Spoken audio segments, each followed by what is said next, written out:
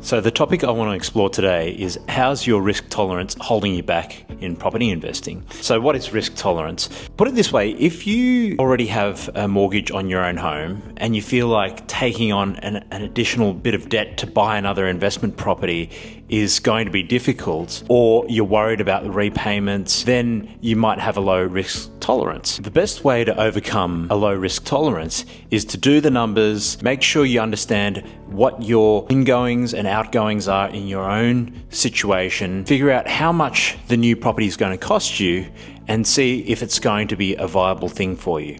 Because having a low risk tolerance will mean that it's going to take you longer to achieve the goals that you're after in property. If you're wanting to buy an investment property, for instance, and hold it for 30 years, and that's your time frame, no problems. But if you really want to build wealth quicker than that in around 10 to 15 year time frame, then you're going to need to take on multiple assets. And that's going to mean taking on multiple debts, and you're going to have a higher risk tolerance. A couple of things to note about risk tolerance.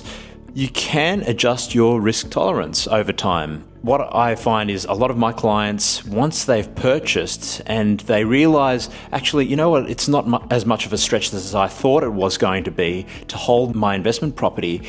Now they've been through the process, they're comfortable with the fact that they can hold an investment property. They're like, well, you know, it's costing me $50 a week to hold. I can actually sustain that type of cash flow hit. If it means that I've got another asset, well, you know what, I could probably do that again, and I could get into the second investment property.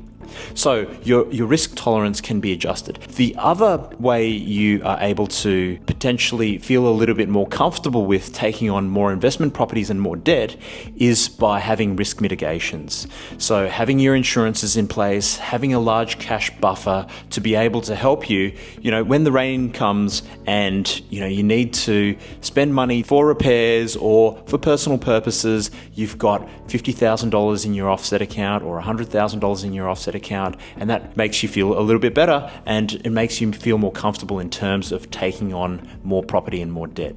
The final thing to note about risk tolerance is that if you have a life partner, then it's usually the lower risk tolerance that sort of defines what your overall family risk tolerance is.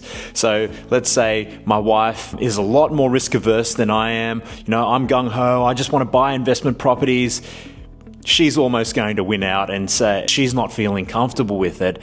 She's likely going to be a handbrake on our investment activities. So it's important to get your partner on board with you, do the numbers with them, go and get educated at the same time, watch videos, and that way you're going to be able to come up with a risk tolerance that you're both comfortable with.